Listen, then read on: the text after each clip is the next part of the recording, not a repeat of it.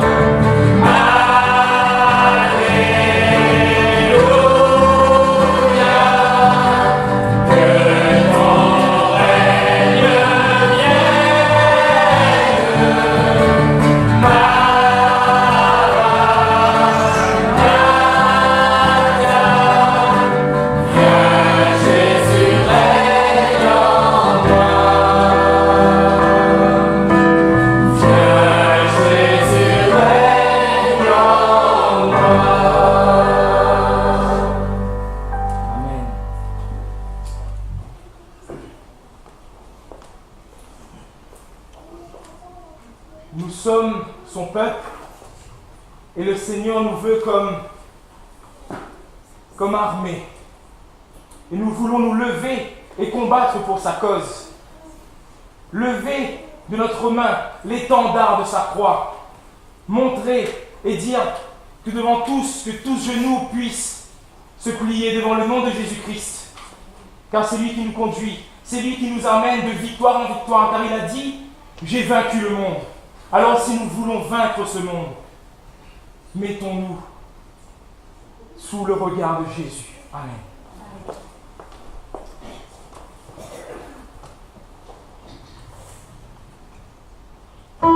Bye.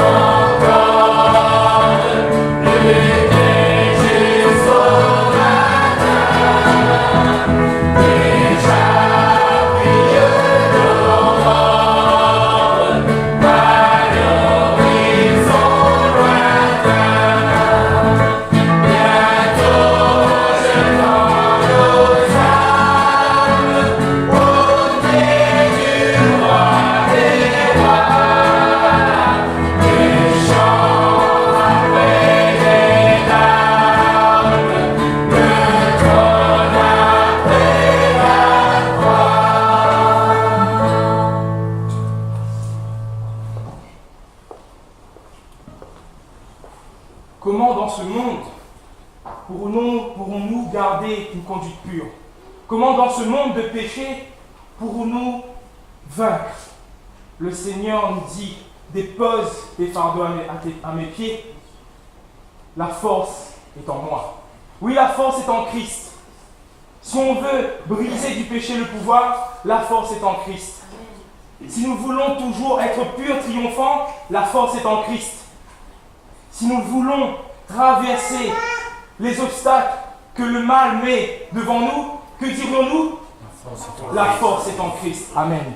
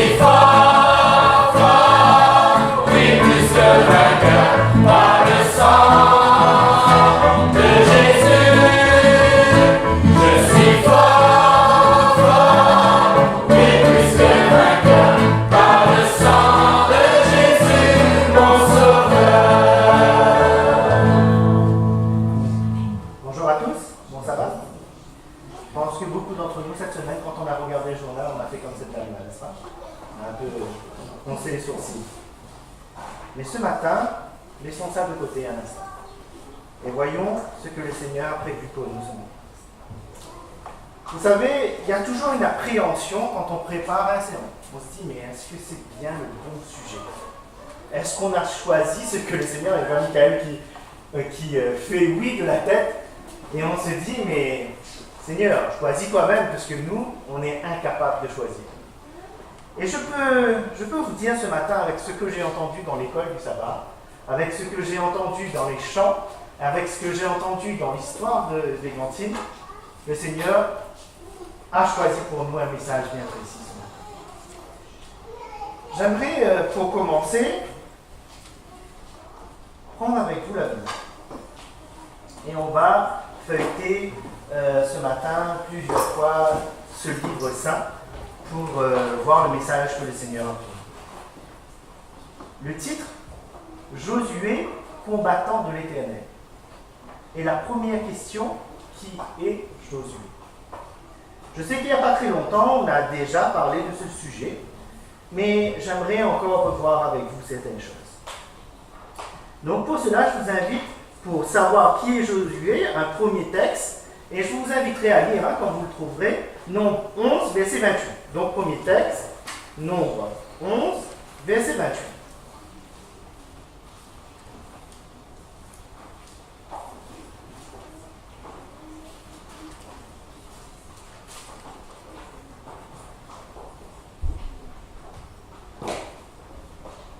Et Josué, fils de Nun, serviteur de Moïse depuis sa jeunesse, prit la parole et dit: Moïse, mon Seigneur, empêche-les.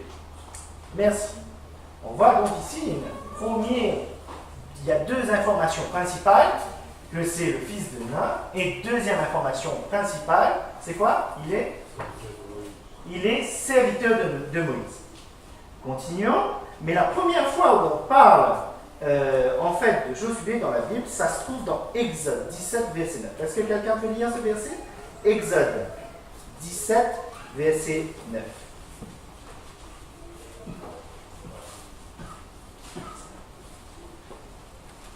Moïse dit à Josué, choisis des hommes et va livrer bataille à Amalek. Demain, je me tiendrai au sommet de cette colline, la verge divine à la main. Merci. Donc on voit ici une information supplémentaire importante. Laquelle? Quelle information est donnée ici sur Josué? Un guerrier. On pourrait même dire un chef d'armée. Parce que ce que Moïse lui demande, c'est de choisir des hommes pour combattre. Vous connaissez cette histoire d'Amalek, n'est-ce pas? C'est là où Moïse sera sur la colline, et quand le bras de Moïse sera étendu vers le ciel avec le bâton de l'Éternel, Israël remporte la victoire. Et quand le bras de Moïse descend, là, c'est les Amalécites qui ont le dessus.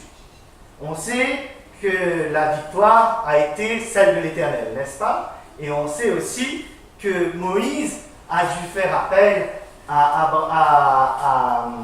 Aaron et à Hur pour l'aider à tenir ce bras victorieux. Mais continuons en quelque sorte en glanant les différentes informations que nous pouvons avoir sur Josué. Prenons Nombre, chapitre 13, verset 16.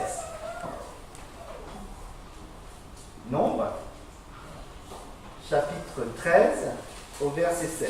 Est-ce que quelqu'un veut lire ce verset, s'il vous plaît?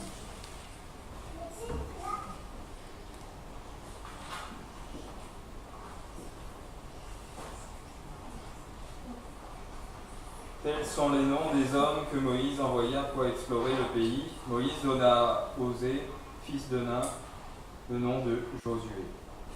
Voilà encore une information importante. Osée, ce n'est pas son nom d'origine, ce n'est pas son nom d'enfance, ce n'est pas le nom que ses parents lui ont donné.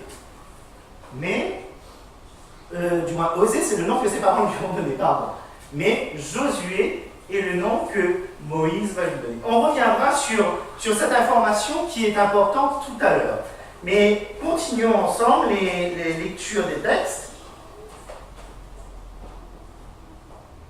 Et prenons Josué, chapitre 1, versets 1 à 9.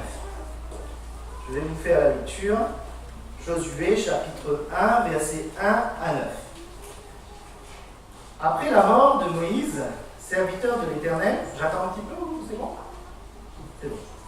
Après la mort de Moïse, serviteur de l'Éternel, l'Éternel dit à Josué, fils de Nun, serviteur de Moïse, Moïse, mon serviteur est mort, maintenant lève-toi, passe ce Jourdain, toi et tout ce peuple, pour entrer dans le pays que je donne aux enfants d'Israël.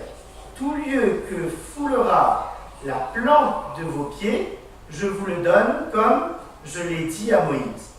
Vous aurez pour territoire depuis le désert et le Liban jusqu'au grand fleuve, le fleuve de l'Euphrate, tout le pays des Étiens et jusqu'à la grande mer vers le soleil couchant. Nul ne tiendra devant toi tant que tu vivras. Je serai avec toi comme j'ai été avec Moïse. Je ne te délaisserai point, je ne t'abandonnerai point. Fortifie-toi et prends courage, car c'est toi qui mettras ce peuple en possession du pays que j'ai juré à leur père de leur donner. Fortifie-toi seulement et aie bon courage en agissant fidèlement selon toute la loi que Moïse, mon serviteur, t'a prescrite. Ne t'en détourne ni à droite ni à gauche, afin de réussir dans tout ce que tu entreprendras. Que ce livre de la loi ne s'éloigne point de ta bouche, médite jour et nuit pour agir fidèlement selon tout ce qui est écrit, car c'est alors que tu auras du succès dans tes entreprises, c'est alors que tu réussiras. Ne t'ai-je pas donné cet ordre? Fortifie-toi et prends courage. Ne t'effraie point et ne t'épouvante point, car l'Éternel, ton Dieu, est avec toi dans tout ce que tu entreprends. On voit ici donc Josué, qui a été premièrement serviteur de Moïse depuis son enfance, ensuite chef de guerre, chef de l'armée des Israélites dans le désert. Il est ensuite chef du peuple d'Israël. Il est le chef du peuple d'Israël dans une situation bien particulière. Quelle est la situation du peuple d'Israël quand Josué est choisi pour être le chef? Quelle est cette situation? Qu'est-ce que l'Éternel dit ici à Josué? Merci, Michael. Dis-le plus fort. Il faut franchir le Jourdain. Donc, quelle est la situation du peuple?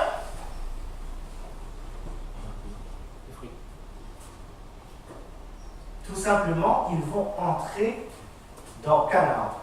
Ils vont prendre possession du territoire, de la terre que Dieu a promis à ce peuple. N'est-ce pas? Et j'aimerais voir avec vous comment un jeune homme qui était serviteur de Moïse devient chef d'Israël, celui qui va avoir la tâche de faire entrer le peuple de Dieu dans Israël.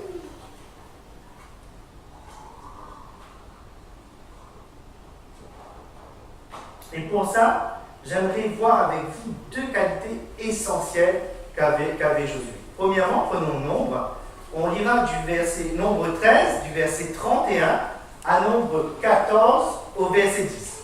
Est-ce que quelqu'un peut faire la lecture? Ça peut nous sembler un petit peu long, mais on peut diviser cette lecture en deux. Donc, Nombre 13, du verset 31 à Nombre 14 au verset 10.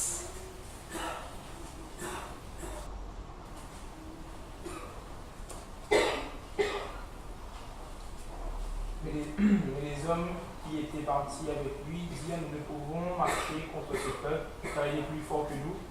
Et il décria le pays qu'il avait exploré en disant aux enfants d'Israël: le pays que nous avons parcouru pour l'explorer est un pays qui dévorerait ses habitants. Quant au peuple que nous y avons vu, ce sont tous des gens de haute taille.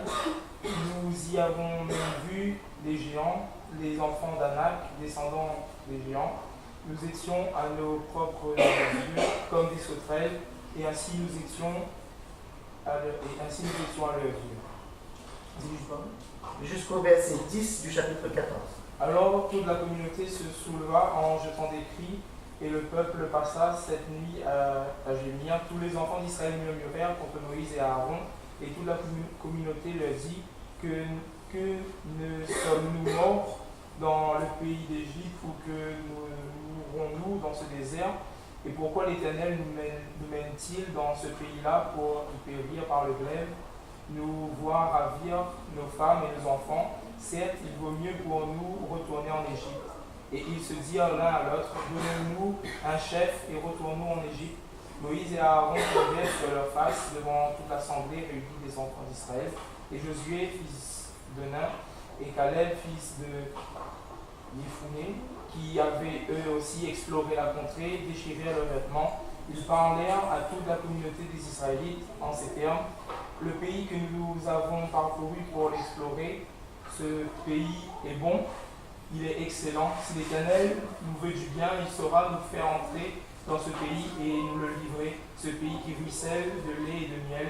Mais ne vous mutinez point contre l'Éternel, ne craignez point, vous le peuple de ce pays, car ils seront notre pâture. Leur ombre les a abandonnés, et l'Éternel est avec nous, ne les craignez point. Or, toute la communauté se disposait à les lapider lorsque la gloire divine apparut dans la tente d'assignation à tous les enfants d'Israël. Merci. Donc on voit déjà cette première histoire qu'on connaît bien, n'est-ce pas?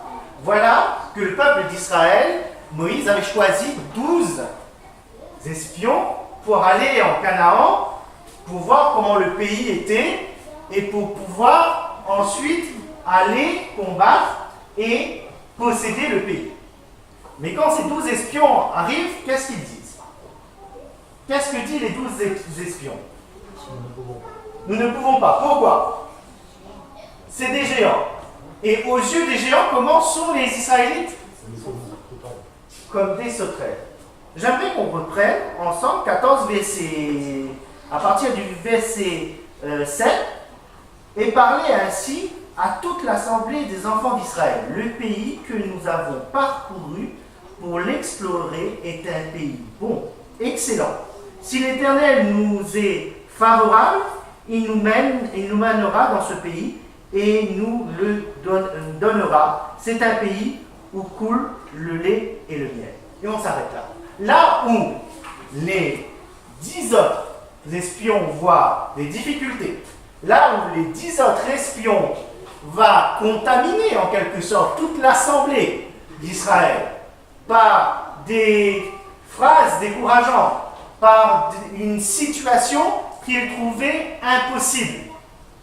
Ici, Josué et Caleb, eux, ils voient un pays où coule le lait et le miel. Ils voient un pays bon. Alors que les autres voient un pays où ils vont mourir à cause de la grandeur des géants qui sont là, Josué et Caleb voient un pays favorable. Ils voient un pays où le Seigneur va leur donner la victoire. Ils voient même des ennemis dont l'ombre n'est plus couverte. Ils voient même des ennemis que le Seigneur va leur livrer en pâture. Là où le reste du peuple voit difficulté et peur, à tel point ce peuple a tellement peur qu'ils veulent choisir quelqu'un pour retourner en Égypte. C'est incroyable, n'est-ce pas? Alors qu'ils ont déjà vécu des choses extraordinaires avec le Seigneur. Ils ont vécu les 10 plaies en Égypte. Ils ont vécu la traversée de la mer. Et là, ils veulent retourner en Égypte. On sait tous ce que l'Éternel va dire ensuite. Les conséquences de l'action de ce peuple. La conséquence, c'est que ce peuple va errer pendant 40 ans dans ce désert. Et le Seigneur mettra sur ce peuple une lourde sentence. La sentence est que toute personne qui aura plus de 20 ans ne passera pas, ne rentreront pas en Canaan, ne passeront pas ces 40 années dans le désert.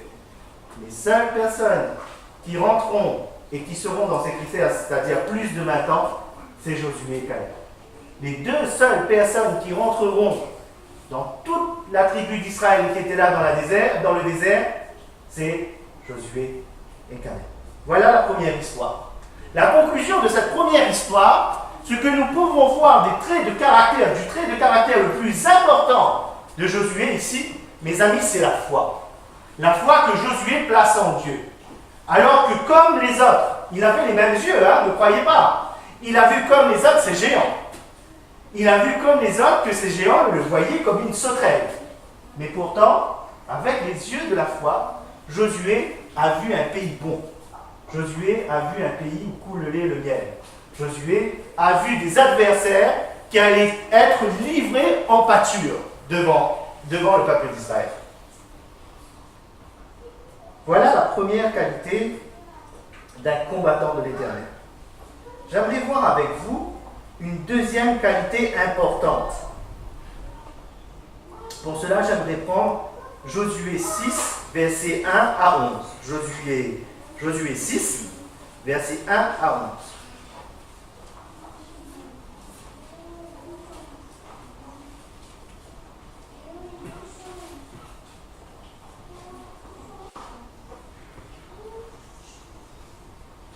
Est-ce que quelqu'un peut faire la lecture de ce texte? Josué 6, versets 1 à 11. Jéricho était fermé et barricadé devant les enfants d'Israël. Personne ne sortait et personne n'entrait. L'Éternel dit à Josué, vois, je livre entre tes mains Jéricho et son roi, ses vaillants soldats. Ferme le tour de la ville pour tous les hommes de guerre. Faites une fois le tour de la ville, tu feras ainsi pendant 6 jours. 7 sacrificateurs porteront devant l'ange 7 trompettes retentissantes. Le 7e jour, vous ferez 7 fois le tour de la ville, et les sacrificateurs sonneront les trompettes. Quand ils sonneront de la corne retentissante, quand vous entendrez le son de la trompette, tout le peuple poussera de grands cris. Alors la muraille de la ville s'écroulera, et le peuple montera chacun devant soi. Josué, fils de Nun, appela les sacrificateurs et leur dit: portez l'arche de l'alliance que 7 sacrificateurs portent 7 trompettes retentissantes devant l'ange de l'Éternel. Et il dit au peuple: marchez, faites le tour de la ville, et que les hommes armés passent devant l'arche de l'Éternel. Lorsque Josué eut parlé au peuple, les 7 sacrificateurs qui portaient devant l'Éternel les 7 trompettes retentissantes se mirent en marche et sonnaient les trompettes. L'arche de l'alliance de l'Éternel allait derrière eux. Les hommes armés marchaient devant les sacrificateurs qui sonnaient des trompettes, et l'arrière-garde suivait l'arche. Dans la marche, on sonnait des trompettes. Josué avait donné cet ordre au peuple: vous ne crierez point, vous ne ferez point entendre vos voix, et il ne sortira pas un mot de votre bouche, jusqu'au jour où je vous dirai: poussez des cris, alors vous pousserez des cris. L'arche de l'Éternel fit le tour de la ville, elle fit une fois le tour, puis on rentra dans le camp, et on y passa la nuit. Merci. Voilà un Josué qui arrive après 40 ans de traversée dans le désert devant les murailles de Jéricho. Et si on était 40 ans avant, on aurait pu mener cette réflexion. Comment alors qu'un peuple qui sort du désert, qui sort de l'Égypte, qui a fait que quelques mois dans le désert, qui donc en possession de toutes ses forces, n'était pas capable de rentrer en Canaan? Comment un peuple qui a été affaibli pendant 40 ans dans le désert, je parle bien si on était 40 ans avant, comment un peuple qui serait affaibli pendant 40 ans dans le désert pourrait-il rentrer en Canaan? Et voilà qu'arrivé devant Jéricho, nous savons ce qui s'est passé avant. Qu'est-ce que le verset 1 nous dit? Jéricho était fermé et barricadé devant les enfants d'Israël, personne ne sortait et personne n'entrait.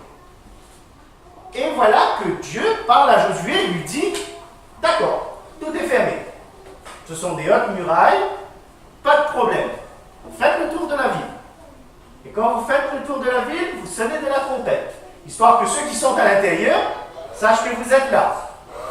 Histoire que ceux qui sont de l'intérieur prennent des pierres, prennent ce qu'il y a à l'intérieur et vous les jettent sur la tête.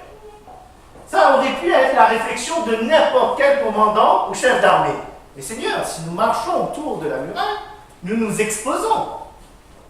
Mais vous ne ferez pas ça une seule fois. Vous allez faire ça pendant 6 jours, une fois pendant 6 jours. Et au bout du 6e jour, quand vous aurez fait le tour de la ville, vous ferez cela 7 fois. On peut se rendre compte, bien sûr pas pour nous en tant que chrétiens qui croyons en Dieu et qui connaissons l'histoire, mais si nous ne connaissions pas l'histoire, à quel point cela peut paraître farfelu, à quel point cela peut paraître fou. Marcher autour d'une muraille et s'exposer à ce qu'on nous jette dessus des pierres, et non pas une fois et un jour, mais pendant 7 jours et le dernier jour 7 fois. Et pourtant le texte nous dit, est-ce que le texte nous dit que Josué a réfléchi? Est-ce que le texte nous dit qu'il a hésité? Est-ce que le texte nous dit qu'il a parlementé avec Dieu? Le texte nous dit, il appela les enfants d'Israël et il appliqua directement ce que Dieu lui demande. Directement. La deuxième grande qualité qu'on peut sortir de cette histoire, c'est l'obéissance. Mes amis, il y a ici donc 2 choses importantes. La foi. La deuxième chose importante qui sort, c'est l'obéissance. J'aimerais qu'on revienne maintenant sur le nom de Josué. La signification d'oser. Qui connaît ce que ça veut dire oser? Oser, ça veut dire salut. Est-ce que vous savez ce que ça veut dire Josué? Ou l'Éternel est salut. Ça veut dire la même chose. L'Éternel est salut. Moïse a changé le nom de quelqu'un. Son nom était Salut. On pourrait dire celui par lequel le salut arrive. par l'Éternel et salut. Quand vous pensez à ce nom, si vous devez le personnifier, à qui pensez-vous? L'Éternel et salut. À Jésus. Josué ici est un type.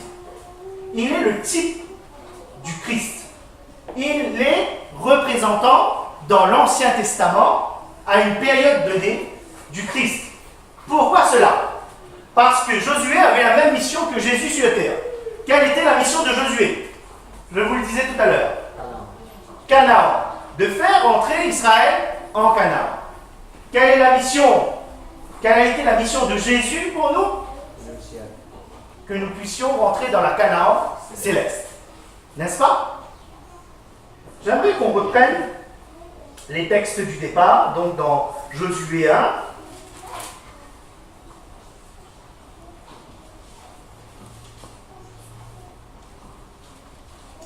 Josué 1, et nous lirons, je lirai pour vous, les versets 5 au verset 8. Voyons cela ensemble. Josué 1, verset 5 à 8.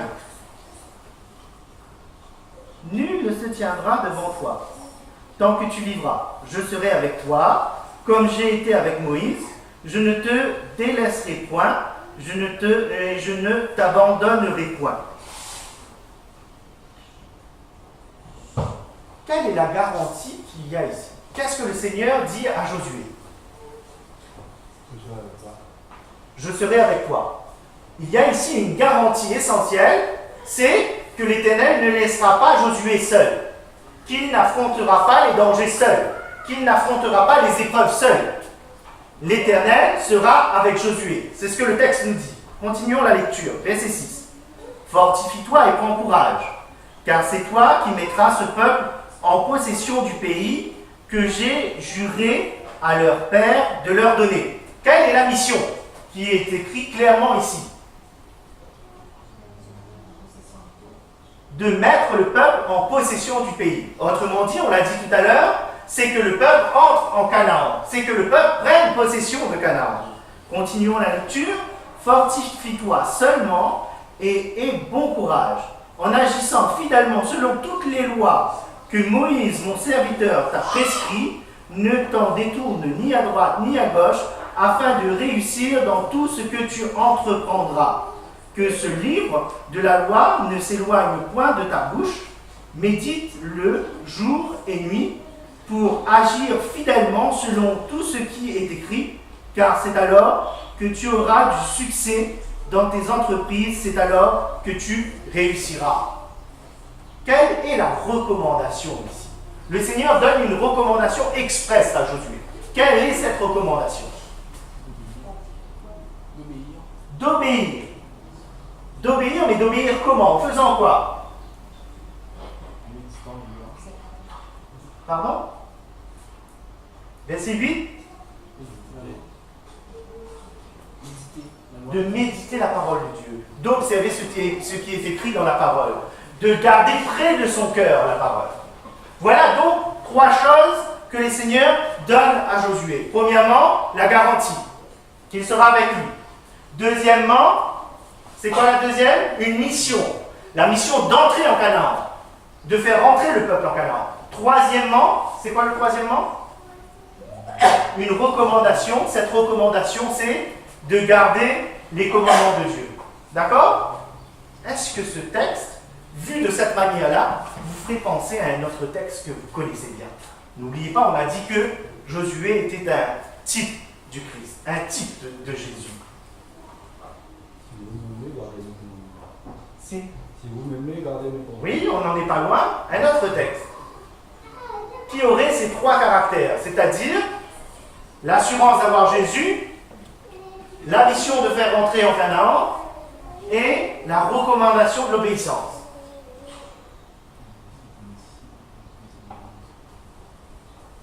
Alors, je vous écoute.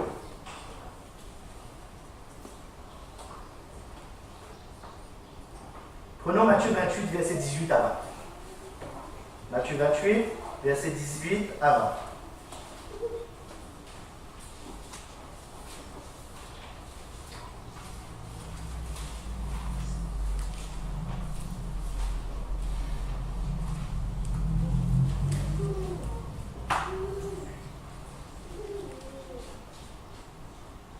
s'étant approché, leur parla ainsi. Tout pouvoir m'a été donné dans le ciel et sur la terre. Allez, faites de toutes les nations, des disciples, les baptisant au nom du Père, du Fils et du Saint-Esprit, et enseignez-leur à observer tout ce que je vous ai prescrit. Et voici, je suis avec vous tous les jours jusqu'à la fin du monde. Verset 18, reprenons cela. Allez, faites de toutes les nations des disciples, les baptisant au nom du Père, du Fils et du Saint-Esprit. Mes amis, la mission qui est donnée ici, c'est de faire rentrer le peuple, faire rentrer ce monde en Canaan. C'est notre mission aujourd'hui, mener le monde vers la Canaan céleste. La garantie, verset 20, début de verset 20, enseignez-leur à observer tout ce que je vous ai prescrit. C'est exactement la même chose. Gardez les commandements de Dieu et aidez ceux qui sont autour de vous à garder ces commandements. Et donc la garantie est voici, je suis avec vous tous les jours jusqu'à la fin du monde. La même garantie. Je suis avec vous jusqu'à la fin du monde. On a dit que tout à l'heure, Josué était un type du Christ. Et nous savons que Jésus est venu sur terre pour nous donner l'exemple, pour nous ouvrir le chemin, pour nous montrer comment il fallait mener la mission qu'il allait nous donner. Ici, il nous éclaire dans cette mission par ces versets. Et chacun d'entre nous, ce matin, nous pouvons être des Josué. Je sais, quand j'étais petit, et quand on disait, petit adolescent plutôt, et qu'on était dans la classe d'école du sabbat, et qu'on prenait l'exemple d'un grand homme de Dieu, certains d'entre nous, et moi peut-être le premier, on disait, oui, mais ça c'était un tel. Ça c'était Jésus, moi je ne peux pas faire ça. Je vais vous dire quelque chose. Certains commentateurs de la Bible, quand ils lisent Josué, et surtout le chapitre 1, revenons sur ce chapitre 1 un instant. Verset 6 par exemple. Fortifie-toi et prends courage, car c'est toi qui mettras ce peuple en possession du pays. Une première fois, fortifie-toi et prends courage. Verset 7. Fortifie-toi seulement et aie bon courage. Ensuite, il me semble, c'est au verset 9. Ne t'ai-je pas donné cet ordre? Fortifie-toi et prends courage. Ne t'effraie point, ne t'épouvante point, car l'Éternel ton Dieu est avec toi. Dans le chapitre 1 seulement, il y a 4 fois cette notion. Fortifie-toi et prends courage. Et si on lit tout le livre de Josué, il y a plus d'une dizaine de fois, soit c'est Dieu lui-même, soit c'est des compagnons de Josué qui lui dira « Fortifie-toi et prends courage ». Certains commentateurs de la Bible disent que Josué avait sûrement un caractère un peu craintif. Et vous voyez, on voit tout de suite que Josué n'est pas un surhomme, mais un homme comme vous et moi. Un homme qui, malheureusement, peut avoir la capacité de douter de lui-même, premièrement. La mission que l'Éternel nous donne est la même, avec les mêmes recommandations. Mais ce qui est merveilleux, mes amis, c'est qu'il nous donne les mêmes recommandations, mais surtout la même garantie. La garantie de Josué, le verset 6, reprenons-le. Fortifie-toi, car c'est toi qui mettras ce peuple en possession du pays. C'est une affirmation. Il n'y a pas de doute là-dedans. Fortifie-toi et personne ne résistera devant toi. C'est une affirmation, mes amis. C'est vrai que, comme Josué, nous pouvons nous trouver devant des murs de Jéricho, n'est-ce pas? Quand on lit en ce moment les actualités, quand on voit la vie qui nous entoure, quand on sait que cette année, l'année 2018, vous savez, pour la fédération et pour l'Union, ce que ça représente pour la Réunion, l'année 2018, Réunion pour Christ. Voilà le thème de l'année 2018 pour l'Union et pour la fédération, Réunion pour Christ. Tous les champs de l'Union, d'accord, agissent pour que pendant cette année 2018, il y ait des campagnes d'évangélisation et il y ait surtout des âmes qui viennent à Dieu dans le champ de la Réunion. Et vous voyez comment le diable, comment l'adversaire pose déjà ses cartes? Comment l'adversaire dresse déjà des murailles devant nous? Comment l'adversaire nous montre des géants? Comme je vous ai dit tout à l'heure, pour que Josué ait le succès qu'il est, il avait deux grands traits de caractère: la foi et l'obéissance. C'est ce que le Seigneur nous demande ce matin. Il ne nous demande pas d'être des surhommes. Il ne nous demande pas d'avoir un QI dépassant le QI de tout le monde. Il ne nous demande pas d'avoir un courage surhumain. Il nous demande juste de croire en lui et d'obéir à ce qu'il nous demande. Il n'y aura pas de géant. Il n'y aura pas de forteresse. Il n'y aura pas de muraille qui résistera aux trompettes de l'Éternel. Il n'y aura rien sur cette planète qui pourra se dresser entre nous et notre Seigneur si nous le désirons. Il n'y aura rien sur cette planète qui pourra s'immiscer entre nous et notre mission si nous le désirons. Ayons foi et soyons des fidèles observateurs de ce que le Seigneur nous a instruit. C'est ma prière pour chacun d'entre nous ce matin. Amen.